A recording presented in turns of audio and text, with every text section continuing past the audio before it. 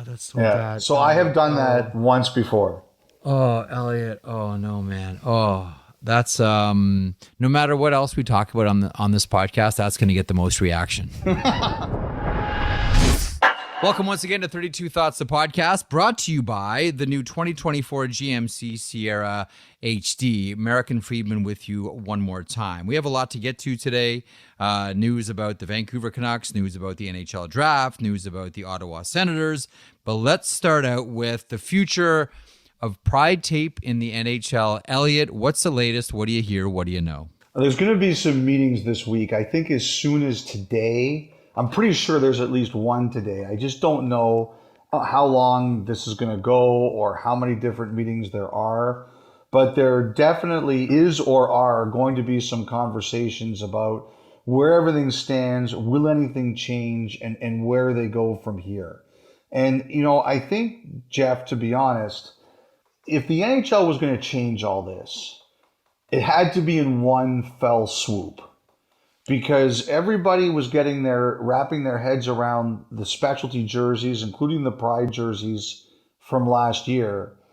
And then came a memo that this year, months later, after the original announcement in June, that had people wondering about, well, can I wear a hockey fights cancer tie 3 months later? And you can't do that. I mean, first of all, nobody should want to go backwards in the first place. But secondly, if you're going to try something like this, you have to do it all at once, not in stages, and not something that catches people by surprise and just confuses everybody. And, let me just say, I disagree with the banning of the Pride tape. And, Jeff, for whatever reason, and I don't have a great answer, I've just been told this.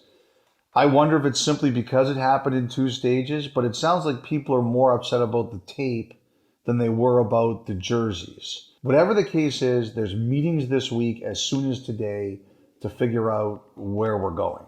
My theory on that is the jerseys were mandated, but the Pride tape is an individual choice. I think that's why it stings more for some players. I think that's a good theory. As you say it, there's one player, Travis Dermott, who wears it all the time, right? Yep. And so, plus also too, I like this theory of yours because the teams ultimately decide what jersey you're going to wear. But as now we know in the rule book, the player can choose what tape they're going to wear. Yeah, Correct. Jeff, it's a great theory. Great theory. The one thing that I wasn't able to find out, and I asked, and I got a whole lot of, well, I don't knows. The idea of banning the Pride tape is one thing, but then what is the penalty if a player uses it in warm-up, for example? My question was, is it the player who gets the punishment, i.e. the fine or whatever the consequence is, or is it the team that faces the punishment for it? Because this memo was sent to the teams. And that's the thing. Like, I don't know either, Elliotte. And I wasn't able to get a straight answer from anybody. I don't know the answer to that either. Like, as I wrote last week, and I said on your radio show, I'm not even convinced this is enforceable. But we are where we are, and I think everybody's trying to sort it out. To be honest, Jeff, I was surprised. I had someone tell me they thought there was at least one player who was going to use Pride tape on the weekend. Just throw it on and see what happened. But we obviously didn't have that through Sunday. Now, we'll see where this goes this week, and we'll see if anything gets changed. I'll say this. For as much as there's been said about players and teams arguing against it, I do think, Brad Marchand hit on what people think quietly. And of course, he wouldn't be afraid to say it out loud. His quote on Wednesday, to be pushed to do something you don't want to do or to be banned from using something you believe in, there's got to be a line where we can all have our beliefs and support each other. It's unfortunate we can't find common ground. And I completely agree with him.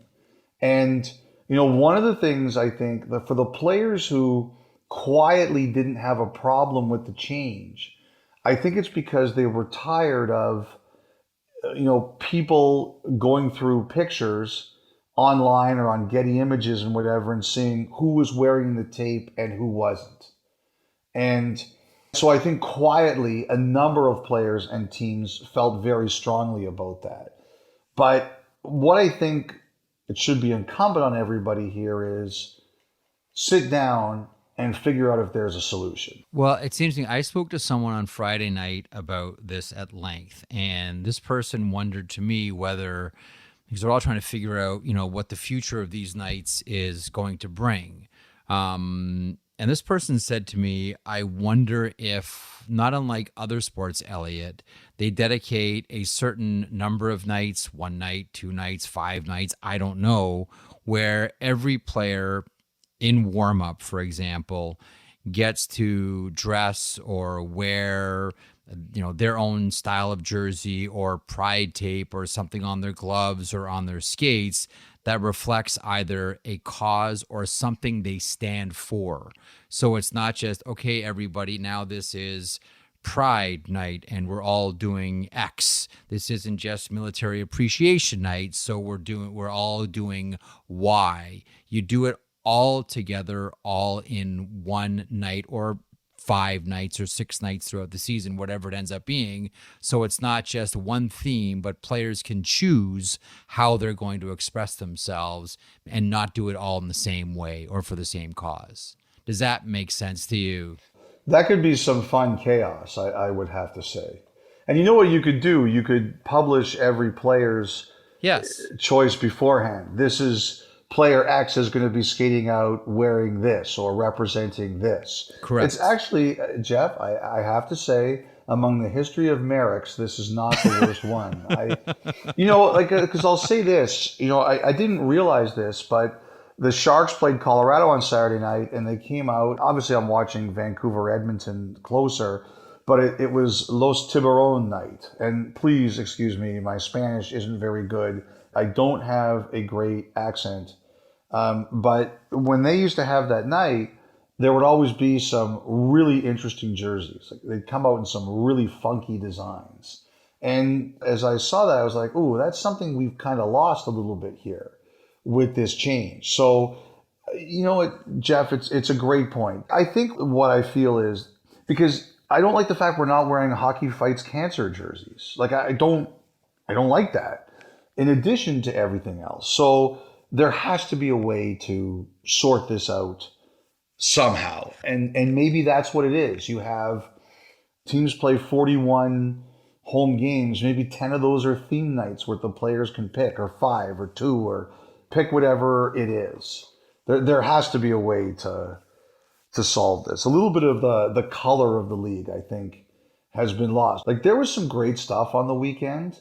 You look at some of the players picking their own goal songs. Like when I saw the Winnipeg Jets list of goal songs, I couldn't stop laughing. Like some of them were just hilarious and great.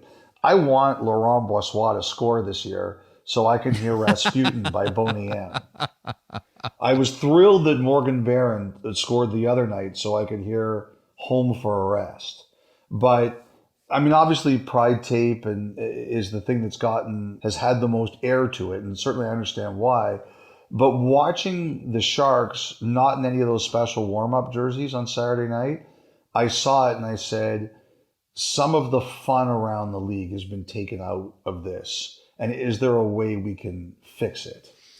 Don't disagree at all. Okay, a couple of things. Let's go back to Saturday headlines from Hockey Night on Saturday. These two things are joined, so I'll ask them together, or I'll throw them out there on the table together. One, Conor Garland, and we all know about that situation. His agent, Judd Moldaver of Wasserman, has been given permission to go seek a deal, and Vancouver and the need for cap space or looking to create more flexibility, which, by the way, is something that Jim Rutherford talked about initially when he joined Vancouver coming over from the Pittsburgh Penguins. So that isn't anything new. My only question there is, are we talking about cap space for this season, around trade deadline time, for example, or are we talking about, well, you know what, we know the salary cap is going up next summer, but we'd like even more flexibility to get involved in free agency, or maybe it's a combination of both. So anyway, cap space and Conor Garland for Vancouver. I think it's a combination of both, but One of the things I'd heard that a couple people told me was wrong is that I had heard the Canucks, if they were going to have to take a contract back, it was only going to be someone who was under contract for this year. They weren't willing to take anybody with term. And I had a few people push back on that with me and say that's not the case. If they like a player, they'll take a player who's got a bit more term. I think they want the ability to add money this year, or to bank cap space, I guess is a better way to say it, this year. If they can win the trade cap-wise by $1 million or $2 million, it allows them to start banking a little bit more space now. I think the most interesting thing, Jeff, is, the last podcast you asked me, it was a question a lot of other people were asking, is why would you change an agent right before the season, especially an agent who got you a good contract in the first place? And I think the Canucks were really trying to get this deal done before the year, so they wouldn't have to start the season short, which they did in their first game against Edmonton. And, now that the season started, it's a bit harder to get things done. People tend to say, let's wait 10 games, see what we got. I think there's interest in Garland, but that's the thing that Vancouver is going to have to deal with. And, that's why I think the change was made, because initially I think Vancouver really pushed to get it done before the year. Look, they're looking for D. And the other thing, too, is when Mikheyev gets back, I just wonder where Garland fits. You got a player making $4.9 million. That should be a top 6 player. And there's not necessarily going to be a top 6 spot for him. So all of that, I think, plays into that. Well, one of the problems, though, is this is a league that doesn't start making trades. There is the odd exception, but that doesn't really start making trades until January. Yeah, you had Aaron Portzline on your Jeff Merrick radio show with Jeff Merrick. Trademark Jeff Merrick, yes. And he said that Columbus was interested, right? Yeah, a lot of the conversation revolved around Jack Roslovic as well, because it would kind of fit the MO cap wise, right? Expiring contract, makes less than Garland. It kind of fits what we think that Vancouver's looking for here. Yeah, except it's not a D. That's the one thing that would concern me, because I think that's Vancouver's preference. But Columbus is a team I could see saying, we have to make sure this year works. Mm-hmm. So, we'll see. I definitely think Nashville's in there too. Yeah, you mentioned Nashville. You threw Winnipeg. Somebody else had actually reported Winnipeg and heard it. There's a few. I don't necessarily think it's a dozen. I think it's less than that. But I think there's a nice number of teams here. It's just a matter of when it happens. Josh Norris and the Ottawa Senators. There's a few things going on in Ottawa. One, great weekend. Big smile on Michael Andlauer's face. And you saw this Saturday with him getting into it with the crowd after the win against the Philadelphia Flyers. Sunday, they turn around and beat the Tampa Bay Lightning as well. I want to ask you about Matthew Joseph here in a couple of seconds. But Josh Norris, we're going to get to Shane Pinto. Your thoughts on what's happening with Josh Norris right now? I don't think that DJ Smith likes talking about it every day. No, he basically said, look, guys, when the doctors tell me we can play, he'll play. You know what that is? That's code for stop asking me this bleeping question. Leave me alone. Yeah. Leave me alone. When you're bugging your sibling and they say, just leave me alone. I want to be left alone. That's DJ Smith right now. Yeah. Anyway, Norris, they're hoping he'll take some contact this week. And I think they're hoping he can play Wednesday, but we just don't know. And I hope that does happen, A, because it's good for Norris, and B, because it's Wednesday Night Hockey on our air. Look, Andlauer's never going to be more beloved in Ottawa than he is right now. He had all the right notes on the weekend. They won 2 games at home. Winning is the best. What did they chant, Elliotte? Yeah, that's the only thing. Shane Pinto's agent is paying fans to chant "Sign Pinto." Gonna bring signs like old WWE Raw and WCW Nitro. It'll be the Shane Pinto wars. There's gonna be 10 fans showing up with "Sign Pinto" with an exclamation marks on each of their chests. Right around the glass in warm up. Be confiscating signs in Ottawa. Confiscating chest hair, making them wipe off that paint. Anyway, it's again, riffing off the joke we made on Saturday night. As we record this on Sunday night, there's doesn't seem to be that anything's changed. Well, you better timestamp it. What time are we saying this at? I said 10:56 okay. Eastern. Yeah, All so right. it could change. Good. But Matthew Joseph, who's the guy who's been kind of in the been middle of all great. this, Oh, give him credit. Like, all you control is how well you play. And he's played really well. He started the year well, and with Norris and Pinto out of the lineup, they need that scoring.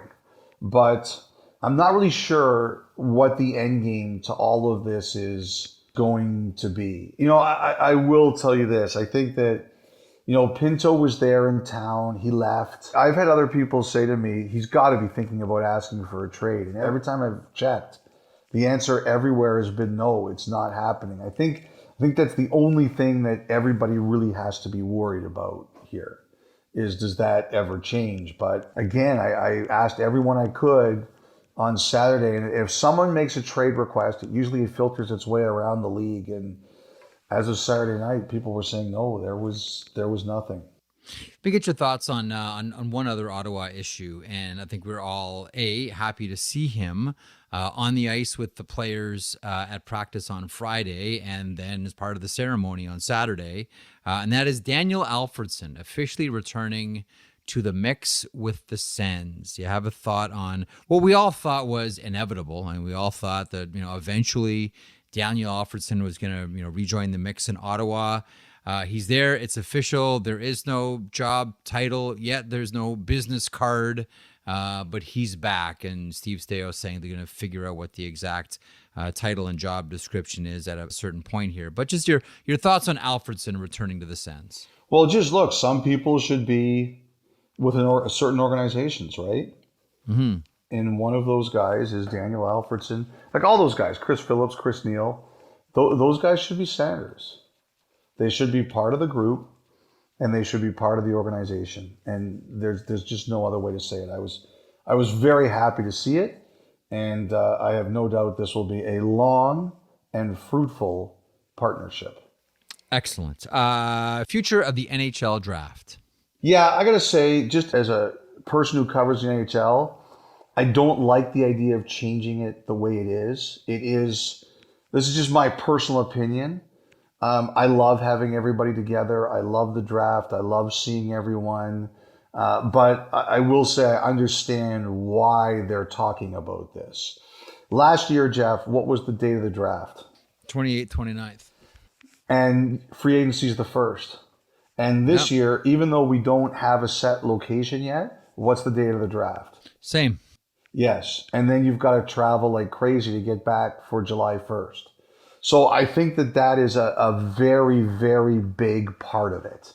Why are we all running around like this right before free agency? Because we know, Jeff, nobody talks to anybody before free agency. There is no tampering. What's that word? Oh, so there it is. Right, oh, so there's the right word. at 12:01, those phones start ringing, and no deals are agreed to right before that.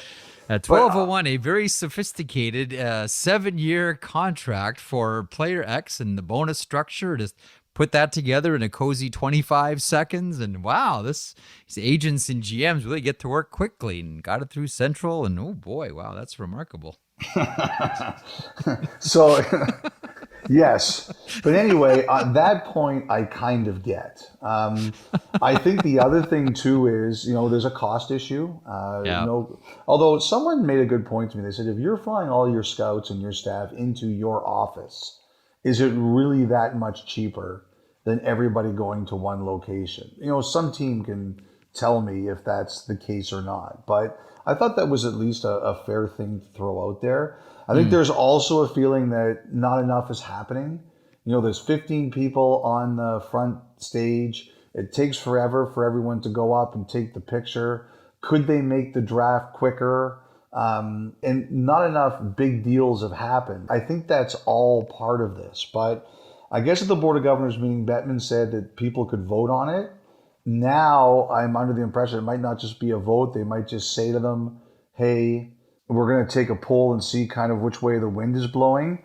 But I had some people tell me, don't be surprised if this gains momentum. So it's more like the NFL draft. There are some players who are there, some players are at home, same as the NBA draft. It's going to be more like that if they do this. And if the draft keeps staying so close to July 1st, I think there's a very good chance it happens. By the way, in Vegas, there were reports about the Sphere. I think the big question is how much would that cost? Jim Dolan, who built the Sphere and is very proud he'll of give the it. NHL a break. Oh yeah, he's had some big battles with it. He'll probably charge them more rent than he charges you too. Yeah, that story's well told. So I think one of the possibilities in Vegas is the Thomas and Mack Center, which I would love to see simply because I assume UNLV still plays there basketball. But when you think the UNLV Running Rebels, which was the sports team that really built Vegas sports, and for all intents and purposes, it was a professional team.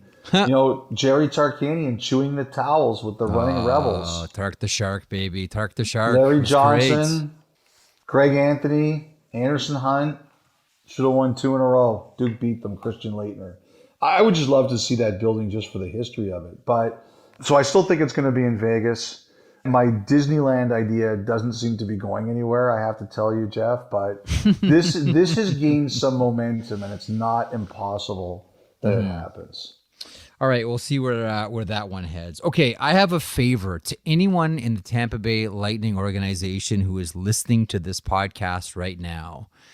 Can we please have the next time, and Elliotte, I really hope there is a next time too, the next time Sam Gagner plays at Amalie Arena, can there be a tribute video for Sam for the 1 hour he spent as a member of the Tampa Bay Lightning, not unlike what we saw with what the Columbus Blue Jackets did for the returning Ranger netminder, Jonathan Quick, on the weekend? First of all, whoever came up with the idea deserves Awesome. a promotion. Someone sent me a text and they said, is it true that the Blue Jackets did a tribute video for Jonathan Quick? And because I was watching the 3 early games on Hockey Night, I didn't see it. So I was like, no way anyone did that. That's some internet joke, right?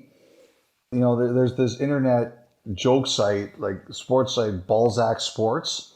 And I was like, it has to be them or something like that. And I looked it up and it actually happened. And first of all, I liked it because it was funny. I thought it was really funny. But the other reason I liked it is because it's been a really heavy start to the year in Columbus. Between Babcock and losing the first game and Kent Johnson getting benched for the opener. It's been a really tough start there. First of all, they had a great Fantilli video for his opener. Oh, yeah. That was awesome. If we were doing the standings by some of the stuff that has been created by team entertainment departments, Columbus would be number 1 in the league between that Fantilli video and this. And there's been a lot of good stuff. But that's what I really liked about it for Columbus was not only that it was funny, but that team needs a good laugh, like a good storyline around it. And then they went out and they beat the Rangers in Game 2. I also wanted to mention, when it comes to Columbus, Jeff Rimmer announced this will be his last season.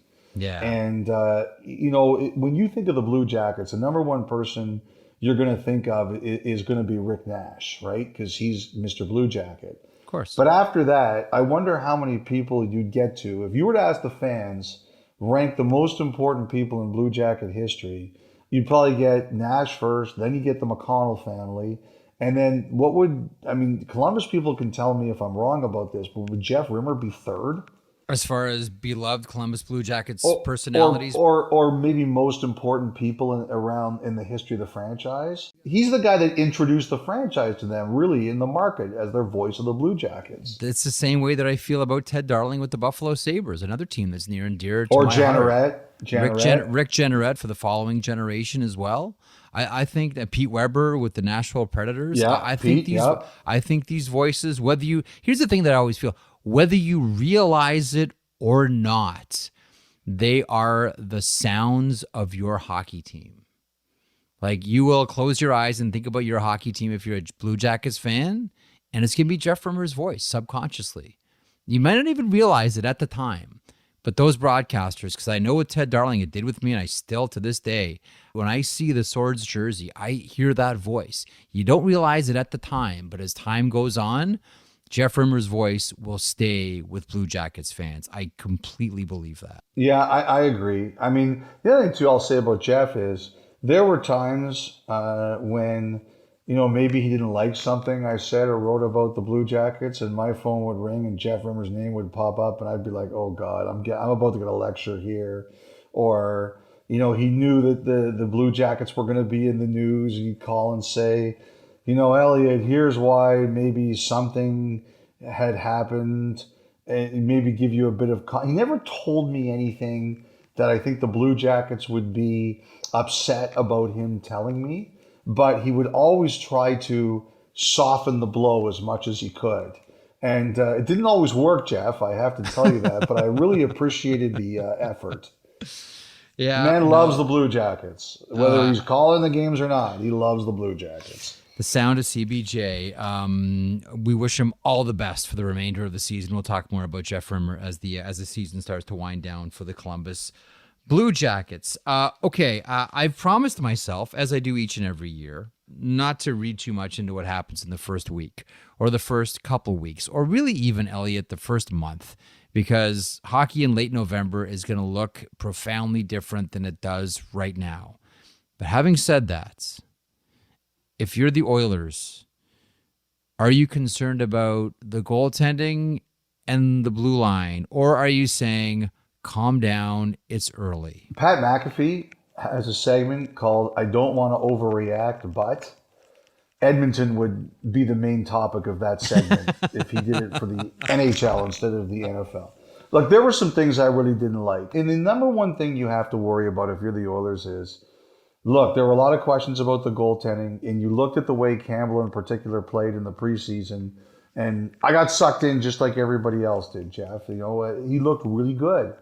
And you're feeling really confident, and you're feeling great, and you're saying, okay, doesn't have to be great, but if he can be Aiden Hill or Darcy Kemper, one more save than the other goalie, we can win the Stanley Cup. And he couldn't get out of the second period of game one. So I understand why the nervousness is there. Like, that's why people are looking at this and saying, like, to me, I always look at things like it's the first two games of the season, relax.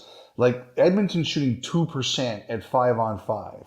Last year, they were one of the best teams in the league shooting 5-on-5. They were at 9%.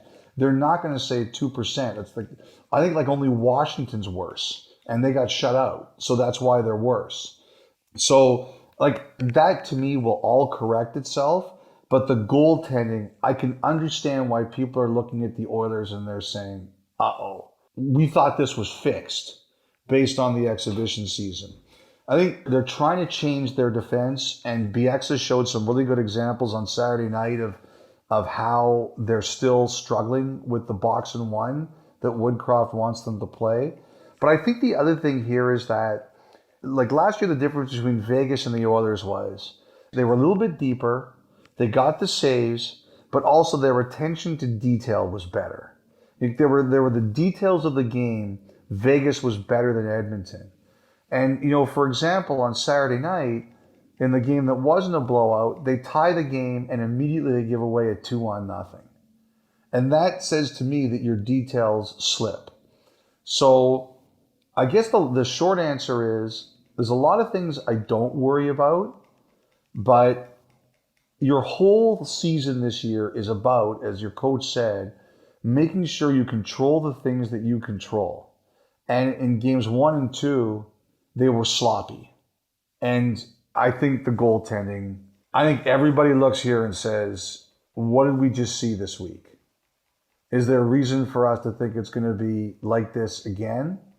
Like, the goalies have to re-grab the confidence of themselves and their market. Mm-hmm. Let's wrap up this segment. We have more news on the other side and more thoughts on what we've seen around the NHL. By the way, week. Jeff, yes, we should give a lot of credit to Vancouver. Of course. Yeah, whether it's Elias Pettersson, whether it's JT Miller, who I think's played really well too, to Thatcher Demko, who made saves and then barfed into his own mask, to Casey DeSmith, who looked fantastic, just getting shell shocked but being cool the whole 60 minutes on Saturday. There's a lot to like about what we saw from Vancouver in the first two games. I have to say, Thatcher Demko and I have one thing in common. You both barfed on opening night? No, it wasn't on opening night for me. I did it during a hit once. And I was out in a Zamboni entrance of, I think it was Vancouver. and I held it in my mouth while I was doing the hit. You did not. Because You did not. I had no garbage that I could spit it into. Where did you stuff it? People could see me. It was like under my tongue. Oh my God, that's so bad. So I have done that once before. Oh, Elliotte. Oh no, man. Oh, that's no matter what else we talk about on this podcast, that's going to get the most reaction. Elliotte Friedman holding barf in his mouth. Let's finish. I'm betting it wasn't as much as Demko had. It was like one of those small ones. Speaking of goaltenders, highlight Mackenzie Blackwood against Colorado. 51 save performance. Needed that one. San Jose loses. They pick up a point in the process. I want to get to Philip Zadina here in a second too, but just a quick thought on Mackenzie Blackwood of the Sharks. Well, first of all, great for him. He needed to change his scenery. The Devils needed to move on for him. I think there's a chance that I think you get into situations where every player could need a change of scenery once. I've learned in my own life, there were times I didn't realize it, but I'd gotten stale in situations, and you go somewhere else and you just feel refreshed. And you kind of look back and say, boy, I didn't even know I needed that change of scenery, but I did. So I think this is perfectly normal. I didn't watch a ton of the Colorado-San Jose game, but I will tell you this. When I looked up at that screen, I don't think I ever saw the puck in the Avalanche's end of the ice. It was all like Mackenzie Blackwood making saves. Aside from the Bordelot goal, I think that was the only time I saw the puck. And congrats, first NHL goal. Well done. Awesome for him. And they were swarming all around, and Vlasic got hurt, and I think he missed the third period. And remember, this is a guy who was on Team Canada's list for the 2022 Olympics. People forget that. It's true. Like the list of 5 or 6 goalies, Mackenzie Blackwood was on it. On pure talent alone, this guy has the talent. And he looked like a stud that night. We'll see where it goes. San Jose is not a team that's built to win this year. But a record for most saves in a debut with a team, I mean, he deserved better. He deserved to win that game. They lost in the shootout. But, he played fantastic. I'll tell you this, Jeff. I think, just about Jersey, I'm wondering if we're going to see an Akira Schmid extension soon. And the reason I say it is Jack Hughes, they extended 8 times 8, and that's going to age to be a phenomenal contract. I mean, the player's going to make $64 million, but it's going to be a great deal for the team, too. True. Akira Schmid is in the last year of his current deal. He started Game 7 of the playoffs last year. He won it. He's their goalie of the future. I always look, the surest predictor of future behavior is past behavior. Akira Schmidt's not Jack Hughes, but he's very important to the future of the New Jersey Devils. I thought about this the other day. I was wondering, that's what they're going to do. Let me zip back to San Jose real quick before we get to a break. Actually, I want to ask you about the Ducks quick, and then we'll get to a break. Philip Zadina with his first goal as a Shark. This is someone, and we talked to him in Stockholm at the European Players Tour, walked away from $5 million and the Detroit Red Wings to get, as you mentioned, the fresh starts. There are some players that you cheer for just based on what's happened to them and you hope for the best. Philip Zadina is one of those players. Scores his first goal with the San Jose Sharks. Your thoughts on Zadina? Just happy for him. Like another guy who needed a fresh start. You told the story. As you said, we heard him in Europe. I root for people to succeed. I want people to do well. And I really root for a guy like that because there's a lot of people who would never have done what he did. And so I'm happy for him. Anaheim. Yes. Greg Cronin, first NHL win on Sunday night. And Carolina made that interesting. They got to within 4-3 in the third before the Ducks pulled away. Minchikov, first NHL goal. Lucas Dostal gets the win. Anaheim's not going to win a lot of games this year, but they've got a lot of good players.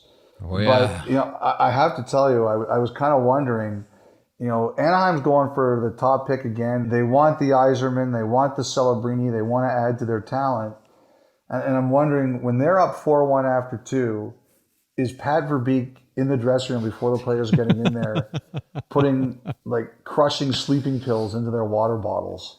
If Tim Murray were the general manager of the Ducks, that might be something that we could see happening. Remember when they were chasing Connor McDavid, and every time a goaltender would have a nerve to make a save, that goaltender would get traded or waived, Elliotte. It does very much seem like a Tim Murray chasing Connor McDavid type move. To the point about Minchikov and Jackson Lacombe with a nice setup there. A couple of weeks ago on the pod, you mentioned all the prospects on the blue line specifically that Anaheim has, and it is lengthy. And even though it's only 2 games, it's his first 2 pro games. Olin Zellweger, who may end up being the best of the bunch on the blue line there, 3 points in his first 2 games with AHL San Diego.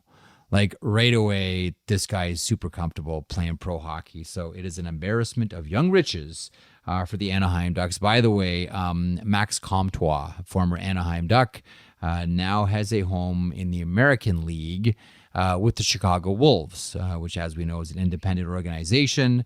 If an NHL team does come calling, however, he does have an out. Chicago has granted him that. Otherwise, he'd have to get a proper release. That's fine. Any NHL team comes looking for Max Comtois, he's good to sign with them. But right now, his home is with the Chicago Wolves of the American League.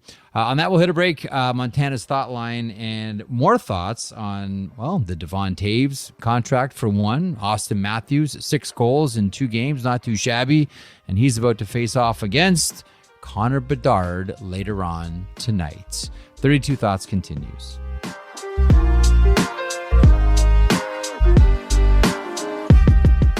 Listen to the 32 Thoughts podcast ad-free on Amazon Music, included with Prime.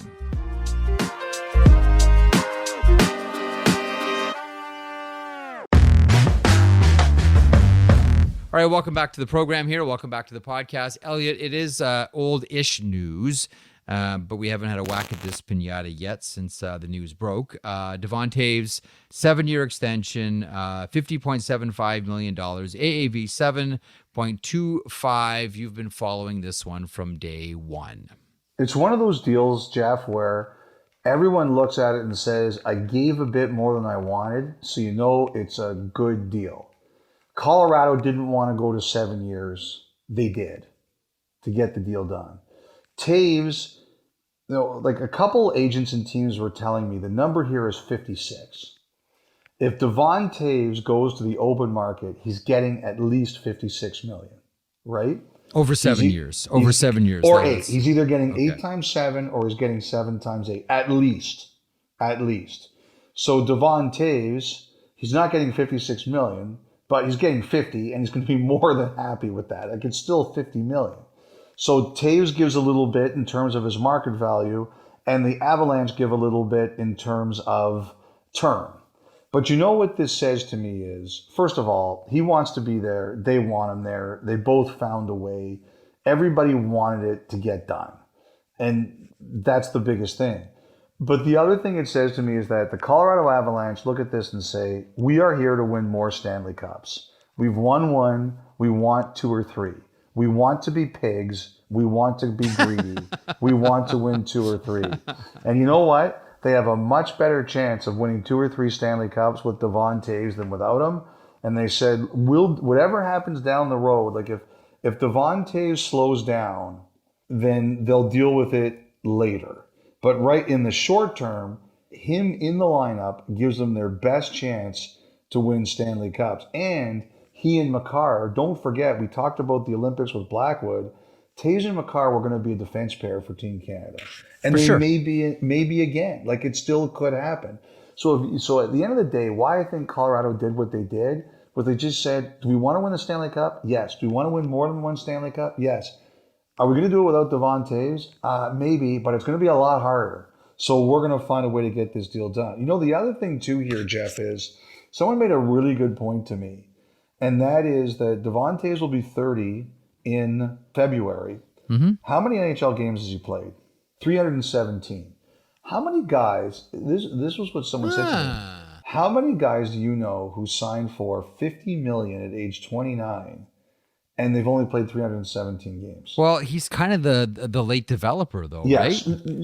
That's the thing about Devon Toews. Like, for the longest time, from Quinnipiac to playing with Bridgeport, it wasn't as if he joined the NHL when he was 20 years old. It took a little bit longer for him to get there. But that's the point, is that there's a lot less mileage on him than there would be a lot of 30-year-olds. when this contract starts. But, the teams are really into the post 34-year-old drop. And this is the interesting thing about this. What a couple teams told me, I'm going to write about this a little bit tomorrow, is the number now is 30. We talked last week, Owen Power. One of the reasons he extended in Buffalo was Kevin Adams wanted to sign him for 8 years. They got 7, so he signs again in the 29-year-old summer rather than the 29-30. Teams are adamant that players, what was the way someone phrased it to me? They said, I should have really written this down, but then I'd be smart, so I didn't do it. But basically, people drop off a cliff after 34 is what a lot of these teams think. Now, obviously, there are exceptions. Henrik Lundqvist was one exception. But they drop off a cliff after 34. So the earlier you can sign that big deal, the better you're in. But Toews, because he's only played 300 games, it's a bit of a different bet. Interesting. Okay, a couple more things here. Auston Matthews, back-to-back hat tricks. And later on tonight, the Toronto Maple Leafs will face off against the Chicago Blackhawks. Taylor Hall looks like he's good to go, and that's great news because I thought that he might be out a little bit longer after that Brandon Carlo hit last week. And, of course, this means Auston Matthews up against Connor Bedard, a player whose shot has been and maybe always will be compared to Auston Matthews. Well, he's admitted himself. He said he's looked at Matthews' videos on YouTube, and he practiced that. So there's definitely more than just a comparison there. This is a man who is stealing intelligence from Auston Matthews. This is hockey treason. No, also credit to Taylor Hall. It looks like he's going to play. I know, right? After opening night, Luke Richardson was saying, he's out week to week. Not anymore. He looks like he's going to play on Monday night. I know people are going crazy about the Bedard stuff. One of my buddies texted me and said, do you guys have a camera on Bedard when he goes to the bathroom? And I just said, if we could, we would. Not yet. Everything this guy does impresses me. I'm a very big fan. I have to say that defenseman Korchinski, he's really good too. That guy already looks like one of their best defensemen too. I like him a lot too. I'm really excited to see this. They're not going to win a lot of games, and that's by design. But this guy he's a heck of a player, man. He's a heck of a player. He really is. On Matthews. Yeah. I was having a long conversation. I was at a birthday party on Sunday night, a kid's birthday party. Have you ever been to Sky Zone, just north of Toronto, the trampoline place? Yeah, I'm there all the time. It's right beside Pro Hockey Life, where I seem to live. That's right. Good point. You're right. It is right there. First of all, the party was from 5 to 8 p.m. on a Sunday night. Yeah. I think it was 2 kids who were turning 10, and another one was turning 12, I think. I probably should know more about this than I do. But good job, Dad. I was parent of the year right here. I was thinking 5 to 8 on a Sunday night. There's going to be nobody here, or it's not going to be that big. It was an absolute zoo. I could not believe how many kids were in there. Oh, yeah? Used to be on Sunday nights, you stayed home, you kind of got ready for school, you had a nice relaxing evening after going crazy all weekend. No. I guess that's completely changed. Anyway, it was insane in there. Anyway, one of the fathers says, tell us you're out of touch without telling us you're out of touch, Elliotte. Oh, wait till you see the piece that's airing on Wednesday before the Senators game. You want to see me look out of touch. I'm not telling you any more than that. Oh, I think I know. Is it what I think it is? Yes, you know the piece. Oh, yeah. I don't want to give it away because it's fun. That's a good hook. Watch this on Wednesday, folks. I'm going to tweet out the "Hello, fellow kids" Steve Buscemi one with this because this is me. Hello, fellow kids. That's good. Anyway, so one of the fathers there is like, "Do you think Matthews is for real?" I'm like, "Matthews what? Is for real?" He's like. He scored 60 goals 2 years ago. He's a great shooter. Of course, I think he's for real. Why? He goes, yeah, I don't think that guy's that serious enough. And I don't know where this comes from, and everybody has their own ideas. And I don't like to tell this is our audience, right? So like, I'm like, I listen, but I think Matthews is a killer. Like I do, I really do. I think that he's a guy who is determined to win, and silently, because he's not very public about it. I think everything that he does is about winning, and I think he trains right. I think he eats right. I think he's got his own personal chef that stays with him. I think everything that guy does is about building himself into physically and mentally the best winner that he can be. And, I think we see all the goals. And, the one thing I thought was, a couple of years ago, like when he got ragdolled a bit by Montreal, like he kind of smiled. And it's like one of those things that it's like sometimes it's like that old line about how you never get the second chance to have a first impression.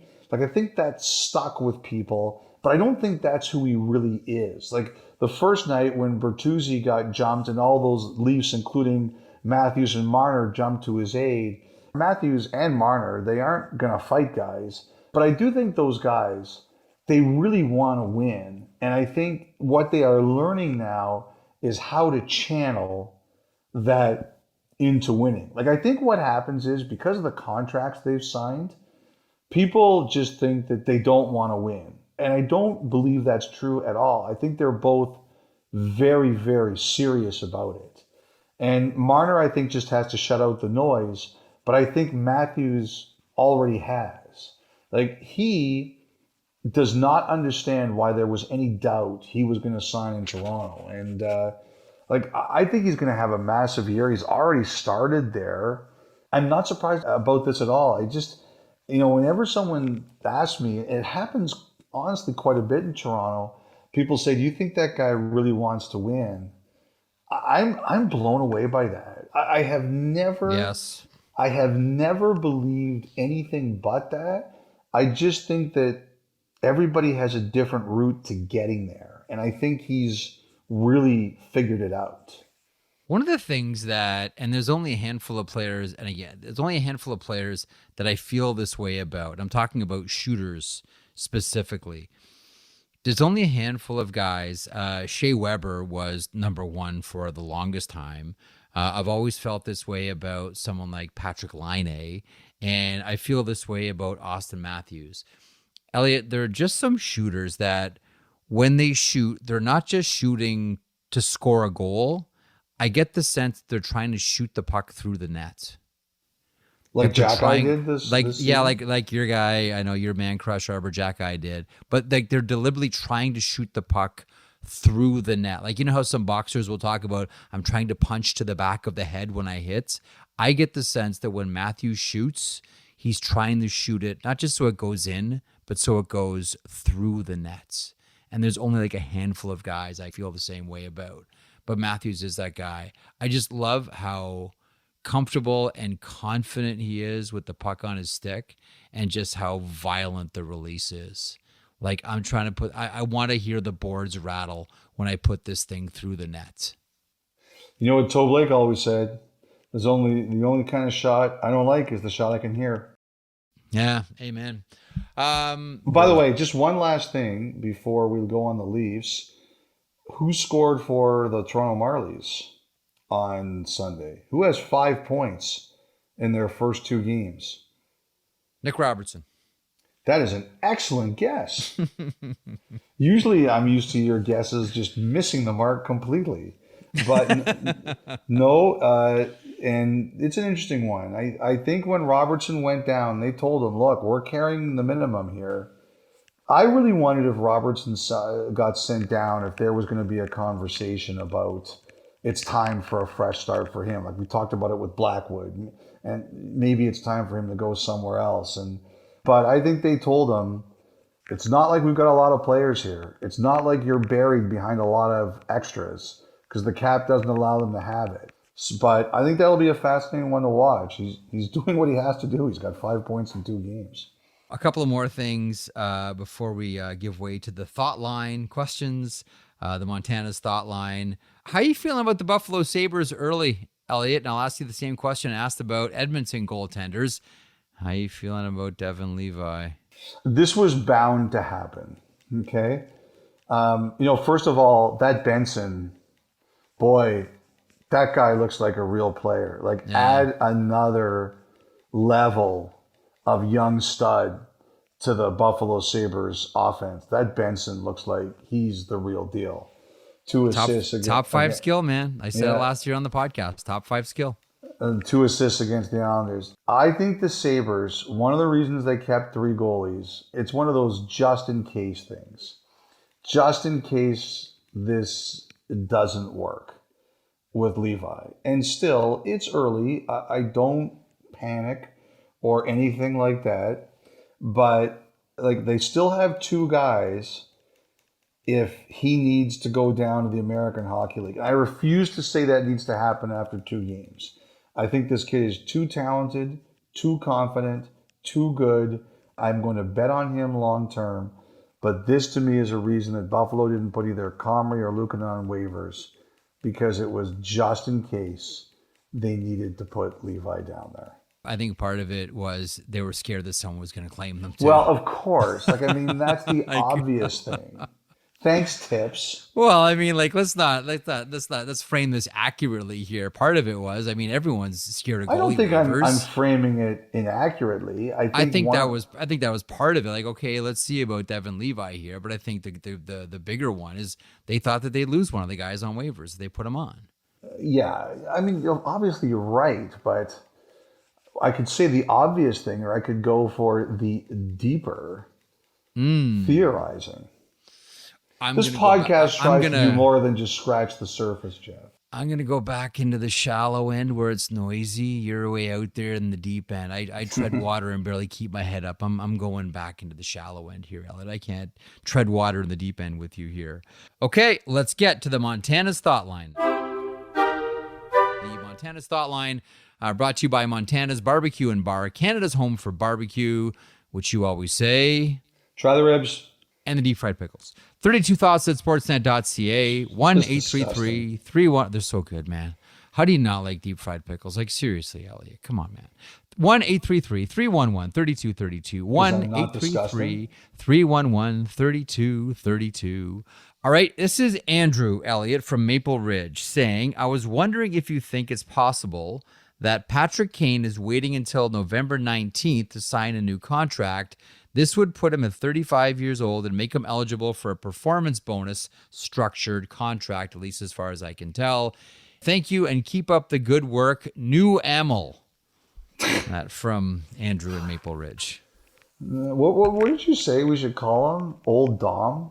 Old Dom. That's Amel. Old Dom. Yeah, Amel, because Dom is our new guy. And so instead of calling him New Amel, we're calling Amel Old Dom. I like Old Dom. Yeah. No, it's a really good question. I'm sorry. What's the questioner's name again, Jeff? Andrew in Maple Ridge, sir. Andrew in Maple Ridge. It's a very good question. But the answer is no, because the way the NHL works is on a calendar. And that calendar ends on June 30th and starts again on July 1st. And your age on that season is your age on July 1st. So he doesn't become eligible for an over 35 contract because his birthday is on November 19th.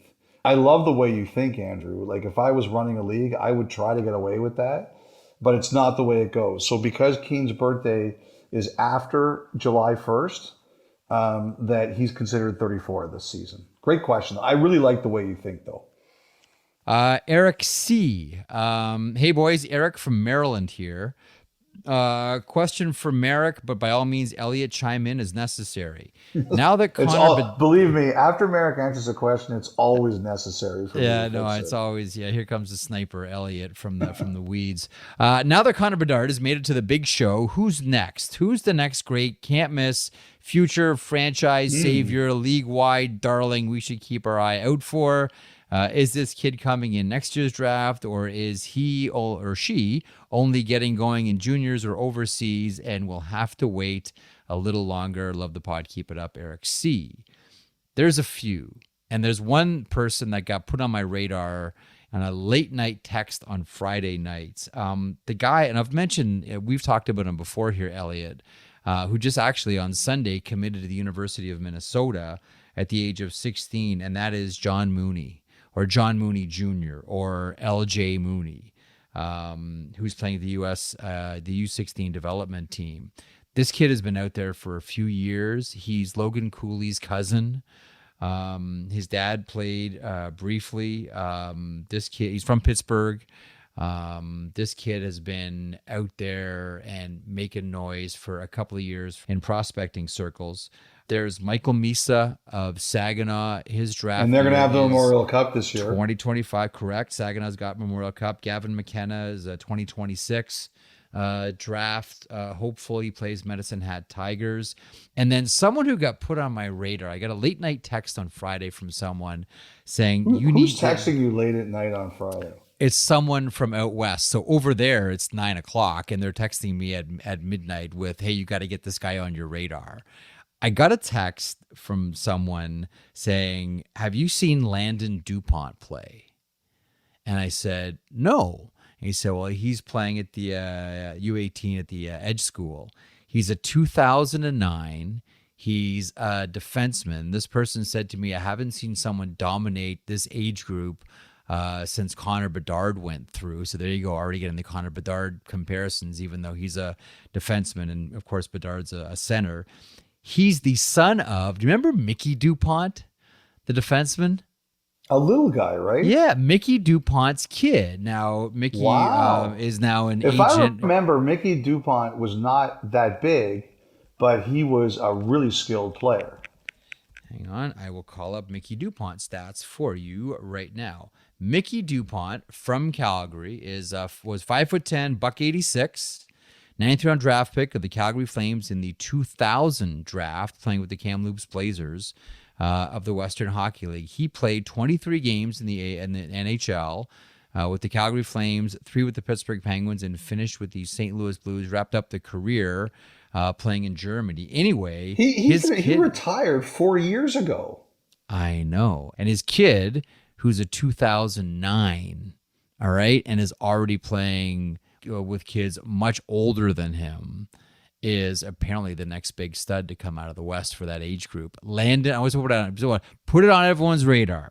Landon DuPont, another one. Remember the name. So John Mooney, or LJ Mooney, Michael Misa, Gavin McKenna, and Landon DuPont. Well, I have to tell you, like, that DuPont's interesting because I do remember his dad being one of those guys. I think basically he did play now. He played up until 4 years ago. But if he was in his prime now, he would be a hell of a player. You know what he does now, Mickey DuPont? Actually, he already was a hell of a player. Yeah. He would be respected more as a hell of a player. You know what he does now? What's that? He works with Titan, Kevin Up. So the kid's already got an agent. So all you agents drooling about, is new fresh meat out there. Yeah, I guess again, too late. Too late. Too late. Not going to get your hooks into that one. But that's a wonderful question. Yeah, get Landon DuPont's name in your brain. Here's an interesting one. Permission to seek a deal. Hi, Elliotte and Jeff. I had a question about trades. At times, a team will, quote, give permission for a player to seek a deal. How does this work? Does the player and the representation contact other clubs and try to broker a deal, at which point they take it back to the general manager? Appreciate the time for reviewing my question. Please keep up the great work. P.S. I tried the ribs. Very good. Excellent. Good job. Tried the ribs. So good. Generally, what will happen is the team will tell the agent, this is what we're willing to do. This is the parameter of what we're willing to do for somebody. You can't just have a situation where the agent calls up another team, makes a deal that's ridiculous, and goes back to the team and say, well, I made you a deal. You have to take it now. First of all, the team ultimately retains the power to say yes or no. It's not the agent, it's the team. The agent will reach out to interested teams and say, I have permission to talk. The teams will check with the current team and say, is this true? Yes. And the agent will say, look, like, this is what I've been empowered to say in terms of what a team is willing to do. And, you know, I think the one thing is, like, the more clients you have It's a tricky thing to talk about because, I don't want to create the impression that the agents mostly say, look, I'll give you a better deal on somebody else if you find a way to take my player.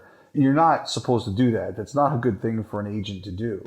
But I think there is no question that sometimes the more powerful an agent is, some teams, especially if they're legitimately interested in the player, they will want to play ball with that agent. And I've seen that kind of situation happen before. And sometimes what the agent can do is, if a team says we're only willing to do this, sometimes they can move the line and say, look, I can get this done for you if you're willing to do this. And sometimes that does happen. Excellent. Let's finish up with a voicemail. Juan in Montreal. Seeing, we have now games in Australia, how do you guys see the development of hockey or even like the NHL going into Latin America? Are we going to be seeing like a game in Mexico maybe, that is pretty close to us? I wonder, how do you guys, your opinion on this topic? Thank you very much and keep up good work. Bye. Thank you, Juan. I love Juan's accent. Beautiful. Like just a beautiful accent. And then we come in afterwards with our sloppy tongues. Well, thanks, Juan. Juan sounds so beautiful than us. Yeah, lyrical. Very lyrical. The answer is yes. They want to do this, right, Jeff? They've talked about it. I mean, they've definitely talked about it. Like the Coyotes thought they were going there at one point. Yeah. David Proper runs international, and it's up to him and his group determine whether that happens. But they've definitely, for sure, Elliotte, you know this, they've talked about Mexico. They've had discussions about going there for sure. Yeah, I know the Coyotes thought they were going to go there at one point in time. I would love to. I don't even know if it's possible, Jeff, to be perfectly honest. But if you told me I could go watch a hockey game at Azteca Stadium. Wow. Sign me up. Sign me up. There is a mega, as it's described, a mega skating rink in Mexico City, 3,200 square meter rink. Beautiful outdoor rink in Mexico City, Elliotte. Well, I would prefer Azteca. No offense to the outdoor rink. I would prefer Azteca Stadium, but I'll take it. Look, I do think they should go there. I do. I just think it's newsy, it's fun, it's different. It's right on our doorstep, Mexico and the United States of America. It's another fan base. But the key is, if you're going to go once, you got to keep going, as was said by Luc Robitaille on our pod. Juan, I would love to see it. I really would, and I think it's the kind of thing that we absolutely should be looking into. With you 100%. Montana's Thought Line. Montana's Barbecue and Bar, Canada's home for barbecue. Wrapping up 32 Thoughts next.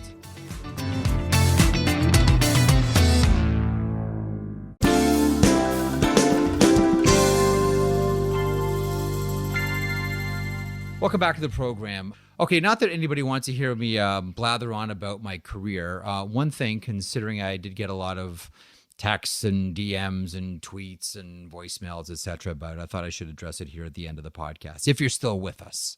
I'm not back on Hockey Night in Canada this season. They have decided to go in a different direction. The 32 Thoughts segment no longer exists. Elliotte is still doing Saturday headlines, which we will listen to and watch with great interest every single week. This was a decision that was made for me, as we say in the industry, but I just wanted to take a chance and take a moment to thank everybody who made my second go round with Hockey Night in Canada a really memorable one and a lot of fun. I'm going to miss seeing everybody there, whether it was people that we work with on the floor in the control room, in front of the camera, the makeup room, Gus, who's cutting our feathers, and Deb Berman and Amy, like everybody, all of our stylists and everyone. I'm just going to miss everybody. I'm still going to be watching every Saturday. It's a Canadian staple, so I won't miss that. But I just wanted to take a moment to thank everybody who made this last go around at Hockey Night for me a memorable one.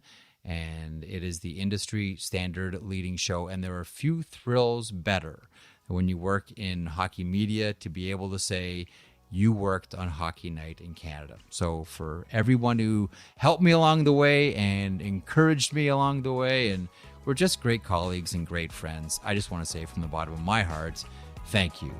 And Elliotte, yes, that does even include you. We miss you, Jeff, already. We miss you a great deal.